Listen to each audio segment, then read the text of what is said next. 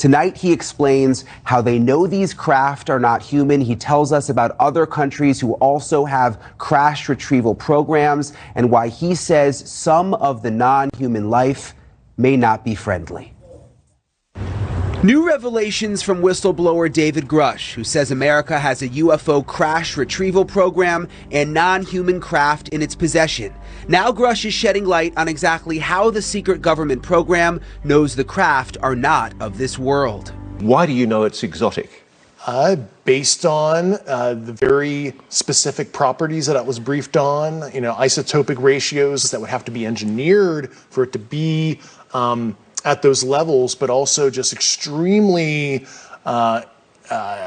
strange, heavy atomic metal, high up in the periodic table arrangements that we don't understand, what the emergent properties are, but there's just a very strange mix of elements. So you're absolutely sure that the materials that these craft are made of are clearly not of this earth? Yeah, they're sophisticatedly engineered, certainly not by humans.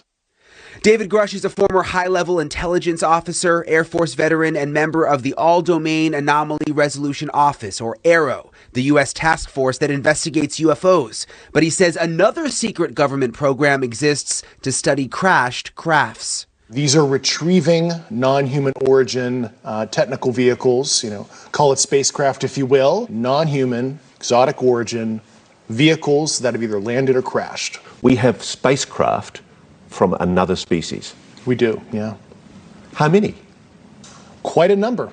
Grusch sat down with investigative journalist Ross Coulthart, who is reporting for News Nation on the bombshell whistleblower complaint filed with Congress and the Intelligence Community Inspector General. According to the complaint, in July 2021, Mr. Grusch confidentially provided UAP, unidentified aerial phenomena related classified information, to the Department of Defense Inspector General. At that time, Mr. Grusch communicated classified information about the improper withholding and or concealment of classified material from the U.S. Congress by certain IC elements. News Nation has confirmed Grusch's credentials, but he says he can't show us the proof of the alien craft for national security reasons. In a somewhat frightening revelation, Grusch claims the non-human species may not be friendly. I've been told that there have been attempts to bring down craft, that we've acted offensively against non-human craft.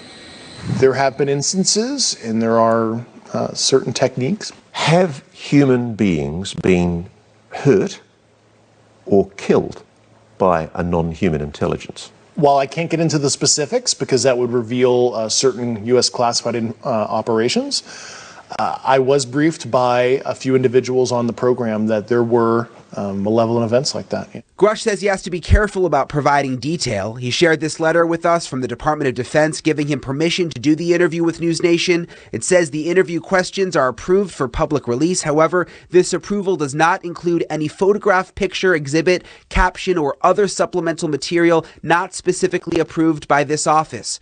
Our concurrence for release does not imply DoD endorsement or factual accuracy of the material. Grusch says the United States is not the only country that has encountered non-human intelligence. He says our geopolitical rivals have their own crash retrieval programs. We're in a competition with their adversaries to understand this, and it's a multi-decade Cold War that has been under our nose for so long, and there is no good way to level the playing field and hold other nation states accountable if they're doing unethical or illicit activity as it relates to this subject.